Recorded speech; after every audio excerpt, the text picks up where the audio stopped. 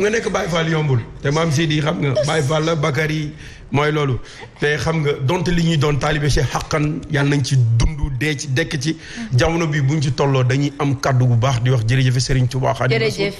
jaaraama maam Cheikh Ibrahima Fall parce que 18 safar du ay caaxaan ku ñu teg 288 nattu nga ñëw nga ne irham jamian wara baal naa ñëpp kooku amul xol bu màgg rek doo ko def kon jërëjëf Serigne Touba jërëjëf Khadim Rasoul jërëjëf Mam Bamba mi ngi noonu kon nag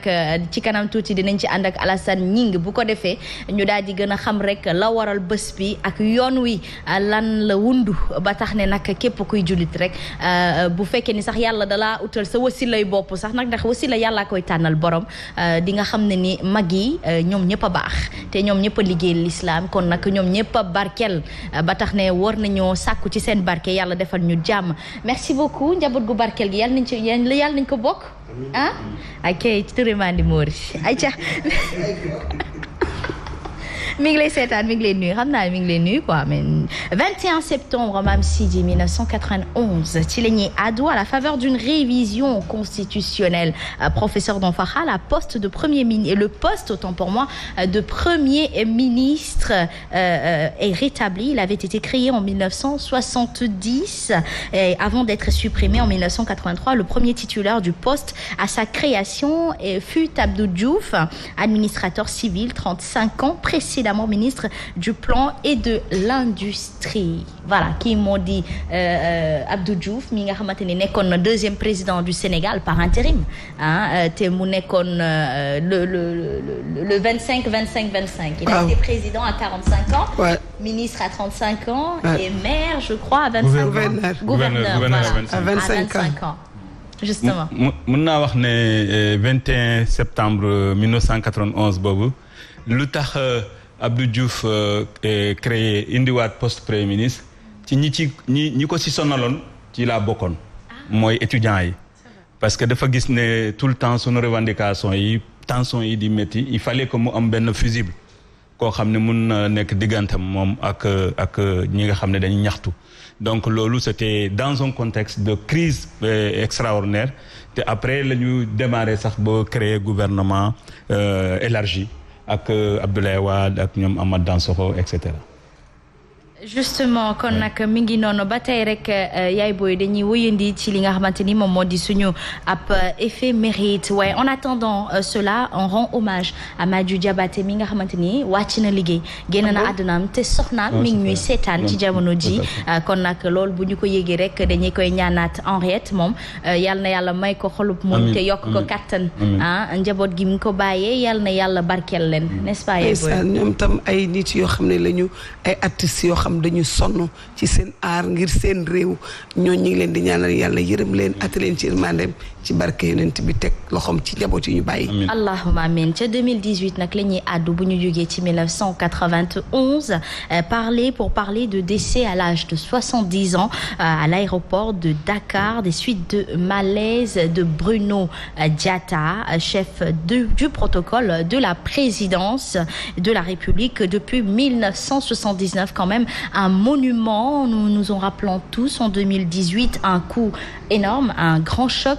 qui justement a terrassé tout le peuple sénégalais Bruno Diatta qui n'a que des éloges et on continue de le pleurer aujourd'hui parce que tey jii est-ce qu'on aura la question que tous se posent c'est est-ce qu'on aura toujours des hommes d'État à cette image professeur oui disons que li ma ci retenir mooy am na lu mu tabax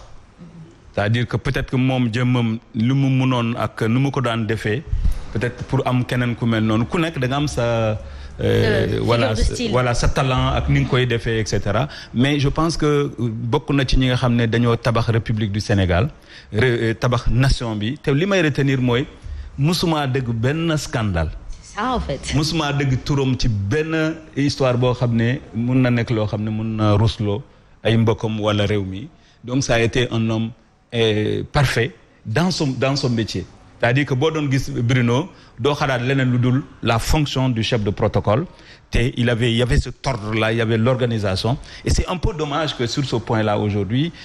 dans tout le pays ñu commencé di bàyyandiku donc sur la question de l'organisation mais vraiment Bruno c'était quelqu'un d'extraordinaire, il faut lui rendre un grand hommage ñu ngi koy ñaanal bu baax a baax parce que vraiment am na lu mu def ci réew mi te peut-être ñëpp xamuñu exactement lu mu def mais damay jël exemple toujours mooy ñi nga xam ne dañuy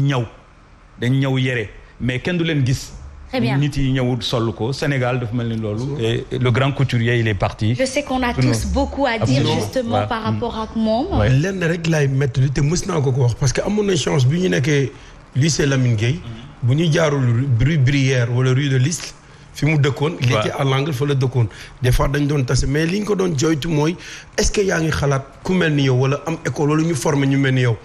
mu ngi si doon xalaat mais est-ce que Sénégal dinañ continuer def loolu parce que ñu mel nii waruñu leen bàyyi seen liggéey ndax saay comme ni ñuy wax il était éloquent il était élégant comme le président Abdou Diouf ni ñu meloon. man Asma li ma gën a marqué ci moom bokk na ci discrétion. bokk na ci loyauté bokk na ci sincérité et très avare en parole. nit ku noppi ku digne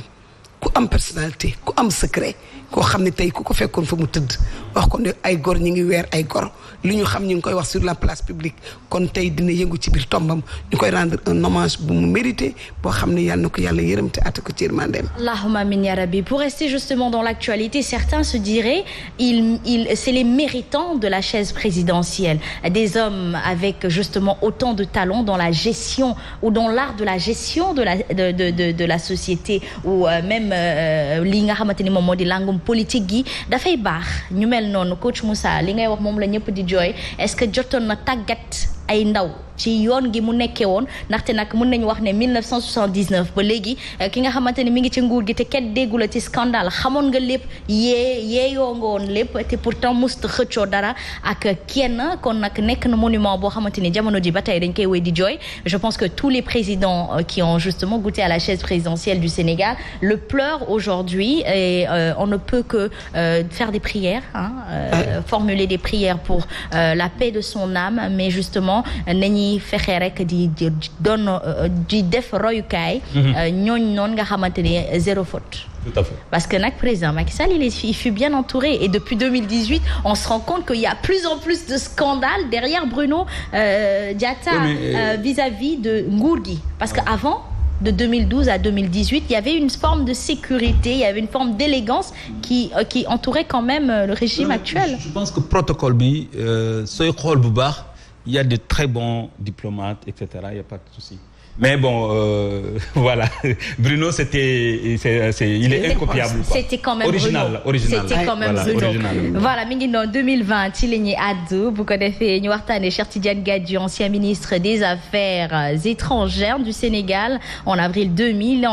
et octobre 2009 est nommé représentant spécial de l'Organisation internationale de la francophonie pour le suivi de la crise au Mali. Cheikh Tidiane Gadio mi ngi noonu la crise au Mali qui justement s'est un peu atténué mais qui a repris cours professeur. tey la gën a métti. ay waay. ndax ki nga xam ne moom moo indi problème yi yëpp muy France bugg fa jógee. te instant yi Maliens yi dañu soxla seen réew dañu ko bugg a génne foofu mais ba léegi ñu ngi même démb Parly ministre défense ñëwoon na foofu pour wax ne buggul Mali indi keneen ci foofu pour jàppale leen. La Russie je crois. Ouais, c'est une armée privée boo xam ne dañ ko leen bëgg a jël pour ñëw aar askan bi en attendant ñu am seen armée bu baax. ñoom de am nañ fula ci France dégage. waaw mais dina métti de instant bi. mu ngi métti sax instant bi. Aïcha mi ngi noonu Evelyne Tall est nommée en 2020 au poste de président du conseil d'administration du CGF Bourse. Elle totalise une expérience professionnelle de plus de 35 ans dans le domaine de la banque et de la finance avec des compétences en leadership stratégique et opérationnel. Une figure qui justement me parle beaucoup parce que c'est la filière que j'ai suivie, professeur. Tout à fait. Et moi je l'ai beaucoup suivi parce que moom ak sama benn xarit boo xam ne c'est une grande banquière aussi Oumy Bar ak Léna qui est avec elle Léna Sène qui est une grande financière également ñoom ñaar ñoo nekk je pense qu'elle était au niveau du CGF. Evelyne est toujours une femme une vraie leader. koo xam ne ci wàllum banque ci am affaire xaalis vraiment ñi ñu ràññee la ci àdduna donc te toute sa vie durant aussi et on parlait tout à l'heure de Bruno mais moom tam elle a une vie discrète mais ça l'empêche pas que muy nekk ñi nga xam ne ñoo gën a influent ci Afrique wala ci àdduna. Très bien. Vraiment, c'est des figures comme ça dont il faut parler souvent à Subatel. Voilà, moi ça me manquait ce pélo-là, un moment qui est professeur quand même. C'est pour ça que j'ai du pep. C'est pas ceux de l'autre là, c'est vous de Aïcha. Attention Asma. Aïcha mi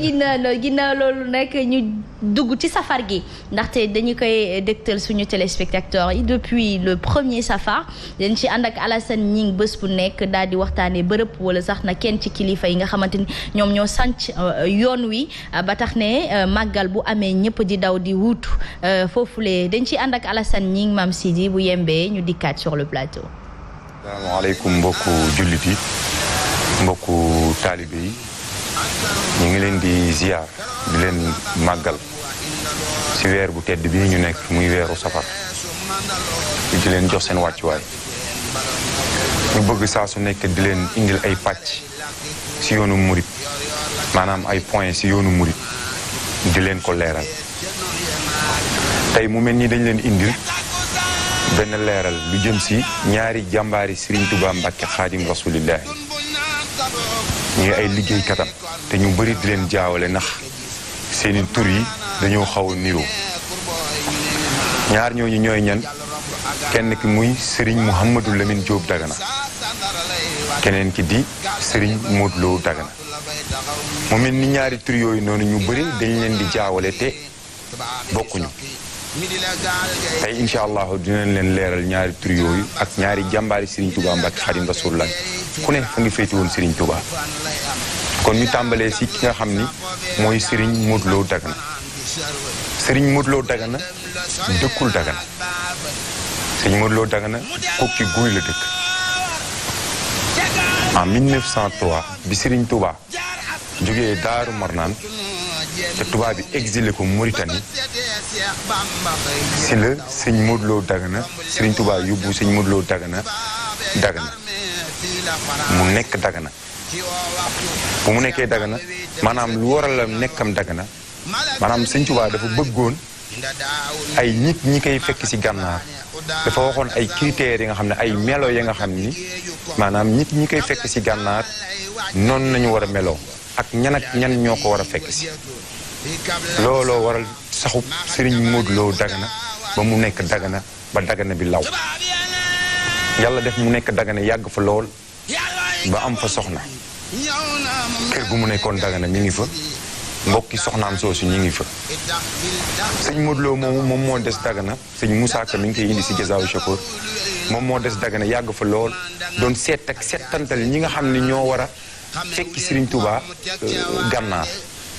ba yàlla def moom si boppam dafa wutoon gaalu boppam bi nga xam ni si disposition murid yi lay nekk gaal googu noonu yàgg na fa ba gaal googu noonu lépp taalib yi nga xam ne ñoo waroon seeti Serigne Touba daan jóge fépp fu ne si réew mi si gaal yooyu nañ daan jël dem gànnaar fekki Serigne bi kookoy Serigne Modou Lo Dagana ba tey Serigne Modou Lo Dagana moomu moo fekk woon Serigne Touba Gabon